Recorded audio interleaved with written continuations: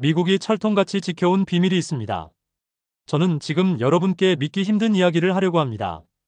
60년 넘게 미국이 영국에게만 제한적으로 공유해오던 1급 군사기술. 2021년엔 단 한 번 호주에게만 예외적으로 열어줬던 그 기술을 이제 한국이 손에 넣었습니다. 어떻게 가능했을까요? 지금 바로 구독과 좋아요를 눌러주세요. 이 믿기 힘든 역전의 순간, 그 뒷이야기를 놓치지 마세요. 저는 미국 워싱턴 DC에서 국제관계학을 가르치는 교수입니다. 30년 넘게 동아시아 안보를 연구해 왔죠. 그동안 저는 수없이 많은 협상 테이블을 지켜봤습니다. 그리고 솔직히 고백하자면 한국은 늘 지는 쪽이었습니다.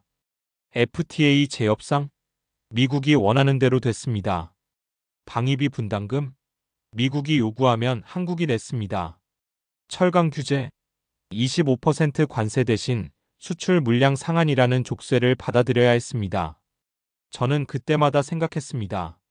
한국은 영원히 미국을 따라가는 나라로 남을 거야. 그런데 제가 틀렸습니다. 완전히 틀렸습니다. 2025년 한국은 협상 테이블에서 미국을 놀라게 만들었습니다. 아니, 충격에 빠뜨렸습니다. 한국 대표단이 꺼낸 카드 하나가 워싱턴 전체를 뒤흔든 겁니다. 관세를 낮춰주신다면 우리는 핵잠수함 기술 협력을 제안합니다. 저는 그 보고서를 받아들고 눈을 의심했습니다. 이게 진짜인가? 한국이 미국에게 조건을 거는 건가? 더 놀라운 건 그 다음입니다. 미국이 받아들인 것입니다. 세계 최강대국이 한국의 제안을 받아들였습니다. 도대체 무슨 일이 있었던 걸까요? 한국은 어떻게 미국을 움직인 걸까요? 그리고 미국은 왜 거부할 수 없었던 걸까요? 지금부터 그 숨겨진 이야기를 공개하겠습니다. 저는 수업 첫날마다 학생들에게 이렇게 묻습니다. 21세기 패권을 결정하는 요소가 뭘까요? 대부분 경제력이나 기술력을 이야기합니다. 틀린 답은 아닙니다. 하지만 제 대답은 다릅니다. 해양 지배력입니다. 역사를 보세요. 대영 제국은 바다를 지배했습니다. 미국도 마찬가지였죠. 지금 중국이 항모를 건조하고 러시아가 북극 항로에 집착하는 이유가 뭘까요? 바다를 장악하는 자가 세계를 장악하기 때문입니다. 그리고 그 해양 지배력의 핵심이 바로 핵잠수함입니다. 저는 처음 해군 관계자들에게 핵잠수함에 대해 들었을 때 충격을 받았습니다. 바닷속에서 몇 달 동안 떠오르지 않고 작전이 가능하다니요. 디젤 잠수함과는 차원이 다른 존재였습니다. 디젤 잠수함은 공기가 필요합니다. 며칠에 한 번은 반드시 수면으로 올라와야 하죠. 그 순간 위성에 포착되고 레이더에 잡힙니다. 즉, 발각의 위험을 감수해야 한다는 뜻입니다. 하지만 핵잠수함은 다릅니다. 핵원자로가 가동되는 한 사실상 무제한으로 잠수할 수 있습니다. 적은 당신이 어디 있는지 알 수 없습니다. 언제 어디서 공격할지 예측할 수 없습니다. 펜타곤 관계자들은 이렇게 말하곤 합니다. 핵잠수함은 전쟁 억지력의 최종 보루다. 맞는 말입니다. 어디에 숨어 있는지 모르는 상대를 먼저 공격할 나라는 없습니다. 전략 핵잠수함 한 척이면 어떻게 될까요? 바다 어딘가에 숨어서 수십 발의 핵미사일을 탑재한 채 몇 달이고 움직이지 않고 기다릴 수 있습니다. 적국은 그 잠수함이 어디 있는지 모릅니다. 공격하고 싶어도 찾을 수가 없습니다. 이게 바로 공포의 균형입니다. 서로를 파괴할 수 있지만 서로 먼저 공격하지 못하는 상태. 이 역설적인 균형이 평화를 유지합니다. 지금 인도태평양에서는 보이지 않는 전쟁이 벌어지고 있습니다. 중국은 남중국해에 인공섬을 만들고 군사기지화했습니다. 러시아는 동해에서 훈련을 강화하고 있습니다. 그 한가운데에 한반도가 있습니다. 저는 지도를 보며 깨달았습니다. 한국의 지정학적 위치가 얼마나 중요한지를요. 동해, 서해, 남해, 세 개의 바다로 둘러싸인 이 나라는 해양 전략의 요충지입니다. 만약 한국이 핵잠수함을 보유한다면 동아시아 해양 균형 자체가 바뀝니다. 중국은 더 이상 서해를 자기 마음대로 할 수 없습니다. 러시아는 동해에서 함부로 행동할 수 없습니다. 그리고 미국도 이걸 알고 있었습니다. 그래서 결국 미국은 한국에게 손을 내밀 수밖에 없었습니다. 한국의 핵잠수함 보유는 한국만의 이익이 아니라 미국의 인도태평양 전략에도 꼭 필요한 조각이었으니까요. 저는 워싱턴 DC에서 수많은 협상을 지켜봤습니다. 한미 FTA 재협상, 방위비 분담금, 철강 규제. 솔직히 말하면 미국이 항상 우위였습니다. 한국 대표단은 방어적이었고 미국은 공격적이었죠. 2018년 미국은 전 세계 철강에 25% 관세를 던졌습니다. 한국 철강은 관세 대신 수출 물량 상한이라는 또 다른 족쇄를 받아들여야 했습니다. 제 동료 교수 한 명은 말했습니다. 한국은 결국 굴복할 겁니다. 선택지가 없어요. 저도 그때는 동의했습니다. 미국 시장을 잃을 수 없는 한국 입장에선 버틸 방법이 없어 보였으니까요. 협상 테이블에서 한국 대표단은 말했습니다. 규제를 조금만 완화해 주십시오. 한국 기업들이 버티지 못합니다. 하지만 미국 측의 태도는 냉정했습니다. 그건 한국 문제입니다. 미국의 국익이 먼저입니다. 저는 그 장면을 보며 안타까웠습니다. 한국은 성실한 나라입니다.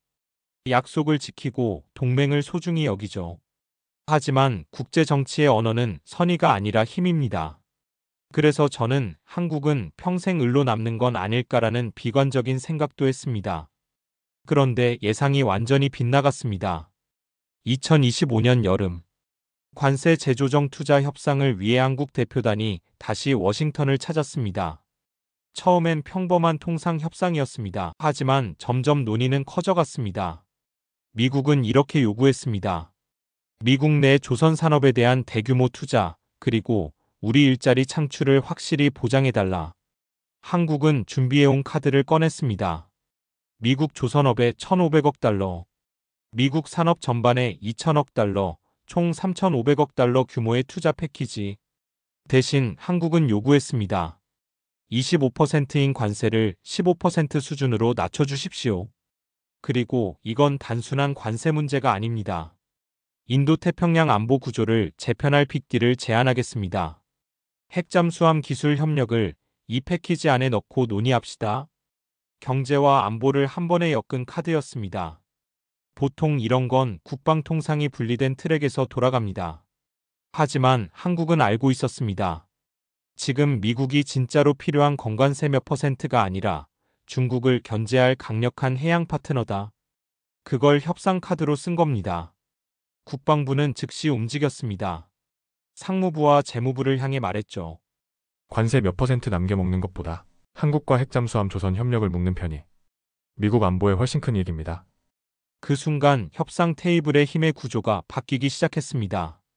이제 더 이상 한국만이 부탁하는 쪽이 아니었습니다. 미국 역시 한국을 잡고 싶어하는 쪽이 된 겁니다. 저는 2019년 처음으로 한국을 방문했습니다. 서울대에서 강연을 했고 그 후 경남 거제도의 조선소를 견학할 기회를 얻었습니다. 솔직히 기대는 크지 않았습니다. 조선 강국이라지만 아마 값싼 인건비와 빠른 납기 덕이겠지. 저는 그렇게 생각했습니다. 편견이었죠. 하지만 조선소에 들어선 순간 그 생각은 산산이 부서졌습니다. 거대한 골리앗 크레인들이 수백 톤짜리 선체 블록을 밀리미터 단위로 옮기고 있었고 로봇팔들이 쉼없이 용접을 이어가고 있었습니다. 모든 공정은 컴퓨터로 정밀하게 관리되었습니다.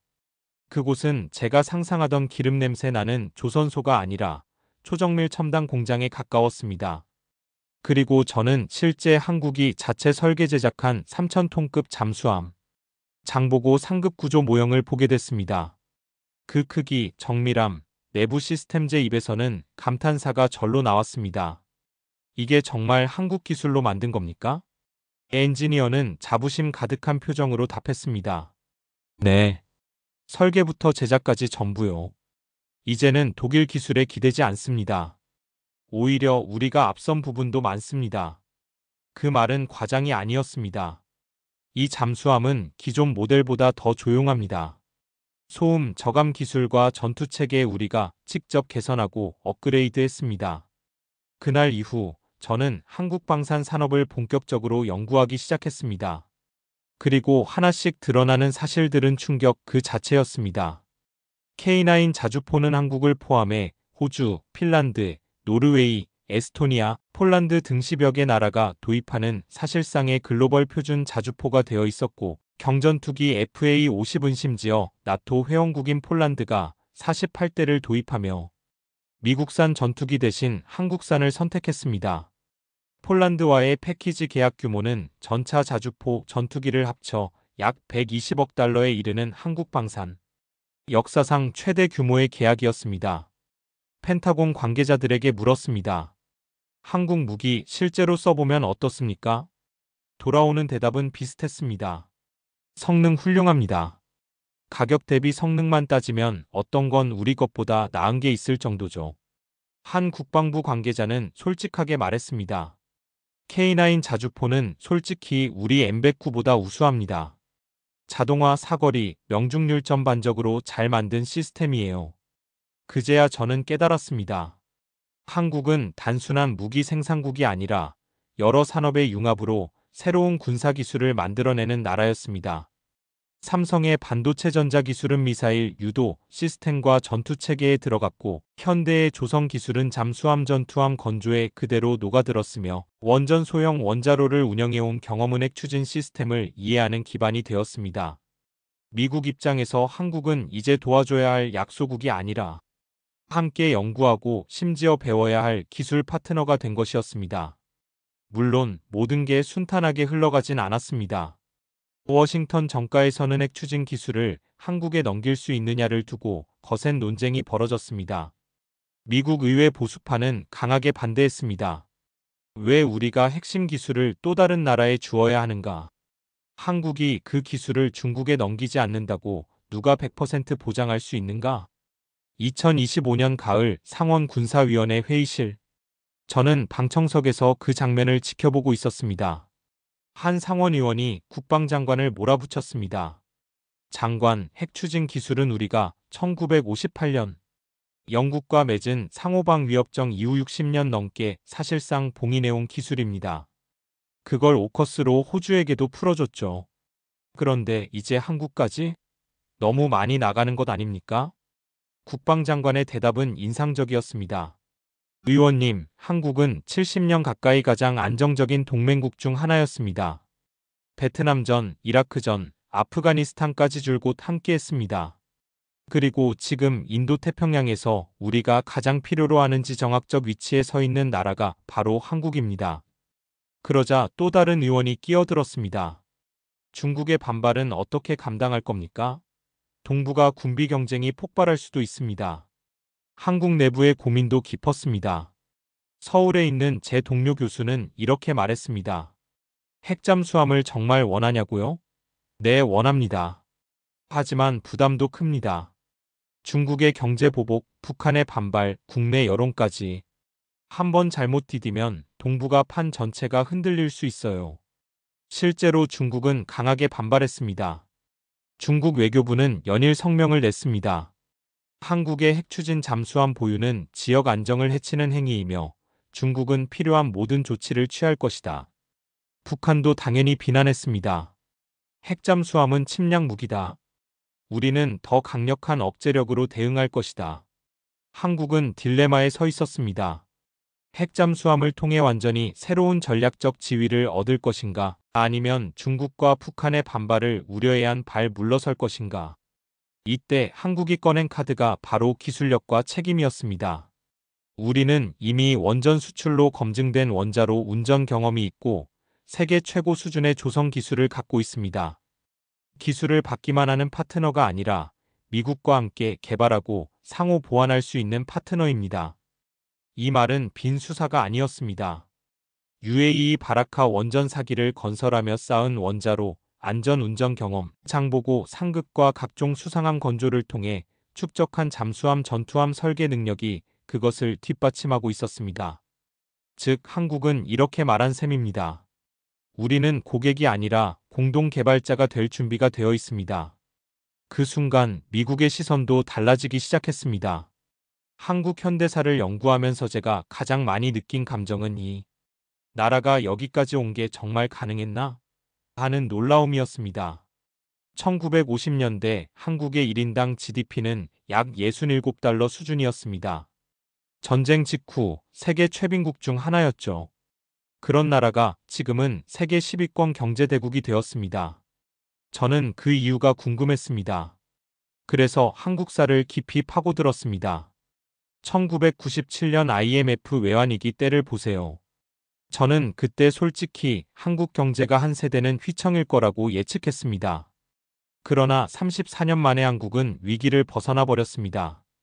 그 비밀은 뉴스 화면 한 장면에 담겨 있었습니다. 금모으기 운동. 할머니가 결혼 반지를 내놓고 아이들이 돼지 저금통을 깨서 은행 창구에 내밀던 모습. 한 할머니의 말이 아직도 기억납니다. 나라가 어려운데 이거라도 보탬이 되면 좋겠지요. 우리 손주들이 살아갈 나라니까요. 저는 그 말을 듣고 조용히 눈물을 닦았습니다. 개인의 이익보다 공동체를 먼저 생각하는 문화. 그게 한국의 힘이었습니다. 19만 6,070년대 한국 기술자들은 중동 사막으로 향했습니다. 50도가 넘는 열기 속에서 몇 년씩 가족과 떨어져 지냈습니다. 한 번은 1970년대 사우디 건설 현장에서 일했던 분을 인터뷰한 적이 있습니다. 어떻게 그 힘든 환경을 버티셨습니까? 그는 담담하게 말했습니다. 버텨야 했습니다. 가족을 먹여 살려야 했고 나라가 잘 살아야 했으니까요. 그분의 손에는 깊은 주름과 화상 자국이 남아 있었습니다. 사막의 뜨거운 철판과 강렬한 태양 아래에서 온몸을 던졌던 흔적이었습니다. 후회는 없으십니까? 그는 웃었습니다. 후회요? 전혀요. 그때 우리가 번 돈으로 한국이 성장했고 아이들이 대학도 가고 손주들은 나보다 훨씬 나은 세상에서 살잖아요. 그걸로 충분합니다. 조선소 노동자들의 이야기도 비슷합니다. 1980년대 한국 조선업은 일본을 따라잡기 위해 말 그대로 목숨 걸고 달렸습니다. 하루 12시간 넘는 노동 주말도 반납한 채 여름엔 40도, 겨울엔 영하 10도 속에서 용접 불꽃을 맞으며 배를 만들었습니다. 한 노동자는 이렇게 말했습니다. 힘들었죠. 그런데 우리가 만든 배가 세계 바다를 누비는 걸 보면 그게 다 잊혀집니다. 저건 내 손이 만든 거다 이렇게 생각하면 버틸만 했어요. 국방과학연구소 연구원들도 마찬가지였습니다. 보안시설 안에서 자신이 무슨 일을 하는지 가족에게조차 말하지 못한 채 밤낮 없이 실험과 개발을 반복했습니다. 아이의 생일을 함께하지 못한 날, 문 앞에서 울고 돌아가야 했던 날들이 쌓여 오늘의 기술이 만들어졌습니다. 저는 생각합니다. 한국의 저력은 바로 이런 보이지 않는 희생에서 나온다. 그들의 땀과 눈물이 쌓여 조선, 전자, 원전, 방산이 발전했고 그 기술력이 이제 핵잠수함이라는 새로운 단계로 나아가고 있는 겁니다. 2021년 오커스 협정이 발표됐을 때 저는 큰 충격을 받았습니다. 미국과 영국이 호주와 손잡고 호주의 핵추진 잠수함 기술을 제공하겠다는 선언이었죠. 1958년 영국과 맺은 상호방 위협정 이후 미국이 핵추진 기술을 공유한 나라는 딱 하나 영국뿐이었습니다. 프랑스조차 스스로 개발해야 했습니다. 그런데 미국이 호주에 그 문을 열었습니다. 저는 그때 생각했습니다. 역사가 움직이기 시작했다. 그리고 머릿속에 떠오른 나라는 의외로 중국도 일본도 아닌 한국이었습니다. 호주는 훌륭한 동맹국입니다. 하지만 지도를 펼쳐보면 답은 분명합니다. 시드니에서 상하이까지 약 8,000km. 호주 잠수함이 중국 인근 해역까지 가려면 며칠씩 항해해야 합니다. 반면 한국은 어떻습니까? 부산에서 상하이까지는 약 500km 하루면 도착합니다. 한국은 중국, 러시아, 일본 사이에 놓인 지정학적 요충지입니다. 그래서 저는 조용히 메모를 남겼습니다. 오커스 이후 다음 핵잠 파트너 후보는 한국이다. 동료들은 회의적이었습니다. 한국은 중국과 너무 가깝고 중국의 보복도 심할 텐데 미국이 정말 거기까지 갈까요? 하지만 저는 확신했습니다. 전략적 가치를 기준으로 보면 한국의 우선순위는 매우 높기 때문입니다. 그리고 마침내 제가 그리던 그림이 현실이 되기 시작했습니다. 2025년 여름 미국과 한국이 관세 투자 안보를 한 번에 묶는 패키지 협상에 들어가면서 그 안에 핵잠수함 기술협력이 조용히 끼어들었습니다. 한편 폴란드와의 초대형 방산 계약은 한국의 기술력을 전 세계에 증명하는 계기가 되었습니다. K2 전차, K9 자주포, FA-50 경전투기. 이 모든 걸 묶은 계약 규모는 약 120억 달러에 이르렀습니다. 폴란드는 러시아와 국경을 맞댄 나토의 최전방 국가입니다. 그런 나라가 미국산만이 아니라 한국산 무기를 핵심 전력으로 선택했다는 건 워싱턴에 큰 메시지를 던졌습니다. 한국 무기는 나토 기준에서도 충분히 통한다. 펜타곤의 한 관계자는 저에게 말했습니다. 폴란드 계약은 우리에게도 큰 시그널이었어요. 한국은 더 이상 값싼 대체제가 아니라 신뢰할 수 있는 동맹형 방산 파트너라는 뜻이니까요. 그 모든 흐름이 쌓여 마침내 2025년 10월 경주 에이펙 정상회의에서 트럼프 대통령의 입을 통해 결정적인 한마디가 나옵니다. 미국은 한국이 미국의 도움을 받아 핵추진 잠수함을 건조하는 것을 허용할 것입니다. 그리고 11월 14일 미한 양국은 공동 팩트시트를 발표합니다. 한국은 미국 조선업에 1,500억 달러, 산업 전반에 2,000억 달러, 총 3,500억 달러를 투자하고 미국은 한국산 제품의 관세를 25%에서 15%로 인하하며 한국의 핵잠수함, 건조와 우라늄 농축 사용 후 핵연료 재처리 확대를 공식적으로 지원하기로 한 것입니다. 이날 저는 한 장의 문서를 오래도록 바라봤습니다. 1958년 영국, 2021년 호주, 그리고 2025년 한국. 미국이 선택한 세 번째 핵잠수함 기술 파트너. 그 나라의 이름은 대한민국이었습니다. 협상 과정은 마지막까지 치열했습니다. 2025년 가을 저는 상원군사위원회 청문회에 전문가 증인으로 출석했습니다. 한 상원의원이 저에게 물었습니다. 교수님, 당신은 정말 한국에게 핵추진 기술을 제공해도 안전하다고 생각합니까? 저는 준비해온 자료를 펼치며 답했습니다. 네, 그렇습니다. 한국은 1975년 NPT 핵확산 금지 조약에 가입한 이후 단 한 번도 이를 위반한 적이 없습니다. 모든 IAEA 사찰을 성실히 받아왔고 UAE 원전 수출 때도 핵확산 우려는 제기되지 않았습니다. 일부 의원들은 고개를 끄덕였습니다. 그러나 반대 의견도 여전했습니다. 중국이 얼마나 강하게 반발할지 아십니까? 우리는 지금도 중국과 경제적으로 얽혀 있습니다. 맞는 말이었습니다. 하지만 국방장관은 단호했습니다. 중국이 반발한다고 해서 우리가 해야 할 일을 멈출 수는 없습니다. 한국의 핵잠수함 전력은 인도태평양에서의 안정된 균형을 위해 필요합니다. 그리고 한국은 그 책임을 감당할 수 있는 나라입니다. 그 후 미국과 한국은 긴 문구 하나하나 다듬으며 협정문을 만들어갔습니다.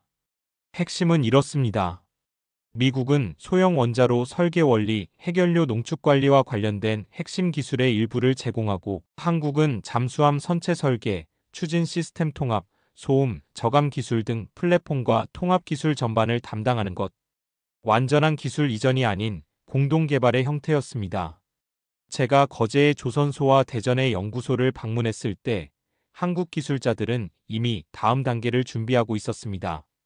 거제 조선소 회의실에서 프로젝트 총괄 엔지니어는 눈빛을 반짝이며 말했습니다. 교수님, 우리는 5, 6년 안에 첫 핵추진 잠수함을 진수할 겁니다. 제가 조심스럽게 물었습니다. 정말 가능합니까?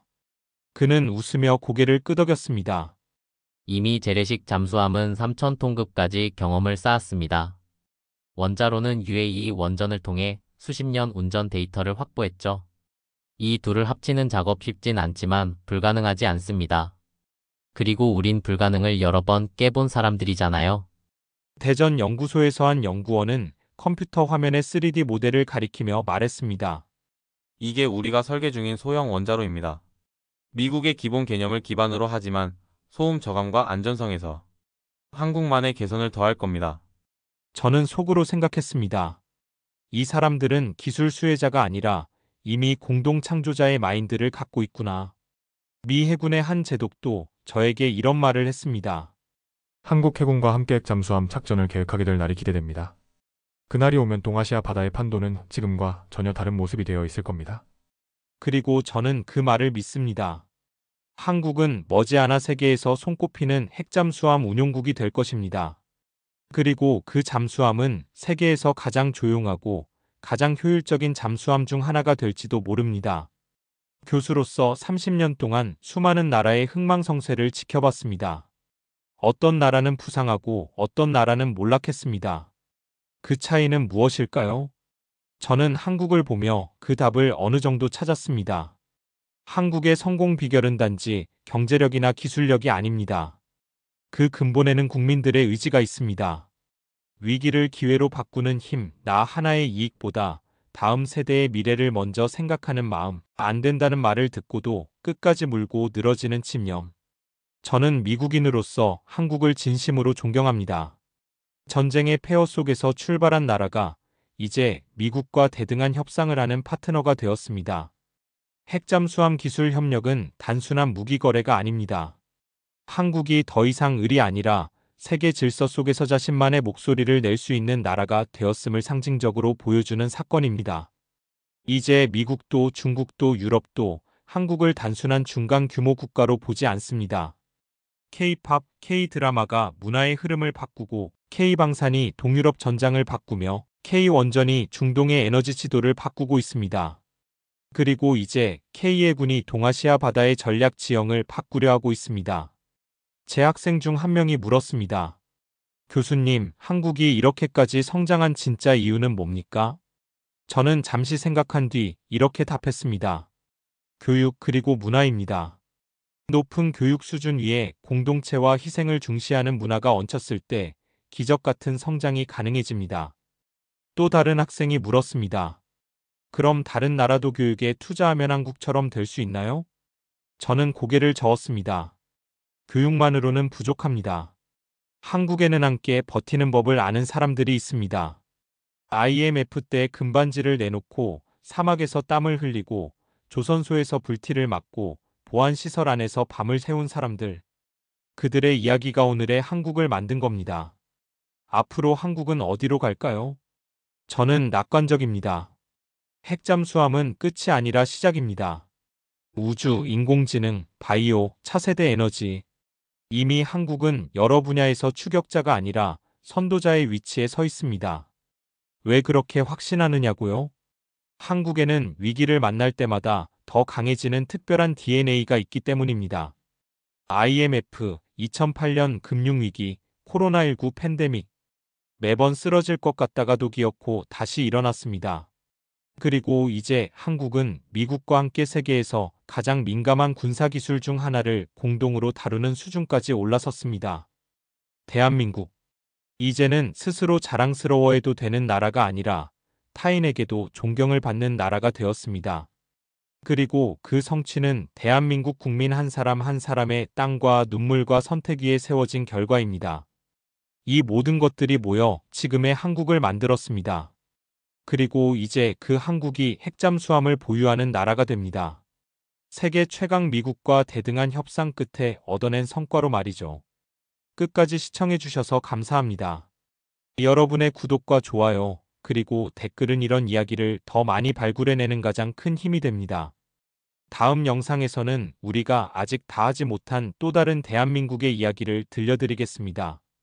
감사합니다. 오늘도 좋은 하루 보내세요.